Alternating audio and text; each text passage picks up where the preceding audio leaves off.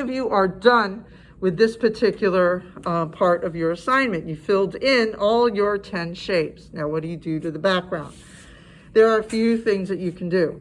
Number one, you can do something called, let me get on screen, sorry, so you guys can see. Now, you could do one thing that's called op art, okay? Op art, which basically is optical art, okay? Optical.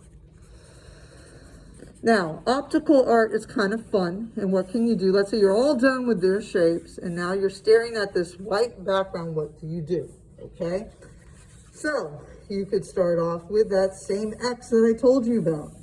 Okay? That, I don't know, something about that X, it just makes me start thinking of all kinds of things, makes me start thinking about hallways, makes me start thinking about classrooms, outdoors, all kinds of things come to my mind. Now, what you're going to do, you could do any concentric shape. It could be square, rectangle, it could be a circle if you want to. It could even be a organic shape. And what you can do after you do this concentric shape, whatever the shape might be, okay, the next step is that you break it down into some rows. So this is just so that way when you start in with the checker box, you'll have some interesting boxes to work with. I'd say at least 3 lines, okay, at least 3. I'm going a little bit more and I'm doing 4, but at least 3, okay? Next step is I would color in every other, just to create that interesting effect that's going to happen, that nice little vibration that's going to happen in your eye.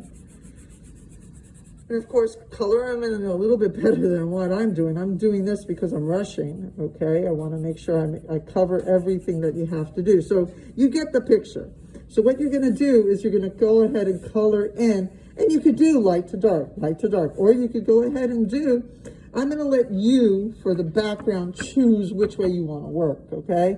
I've already told you what to do in the shapes, okay? I need value variation, I need light to dark, I need some value, I need contrast. So I already gave you all that, you could say, rules that you got to do.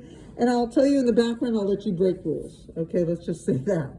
Now, so here we have done op art, and we did, open the door, thank you.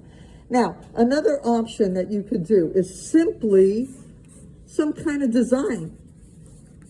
All right, and what do I mean by any kind of design? It could be stripes, it could be polka dots, and these stripes can turn into zebra stripes. These stripes can turn into polka dots. They can turn into any kind of design that you might be interested in, into the background.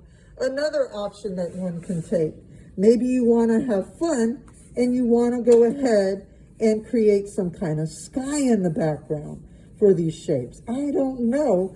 All I know is that have fun in this background. Allow your mind to kind of go free, because already what I did for you, I made you go through all these 2D to 3D. So if you want to, you can go ahead and have fun with your background and explore these 3 things for your background.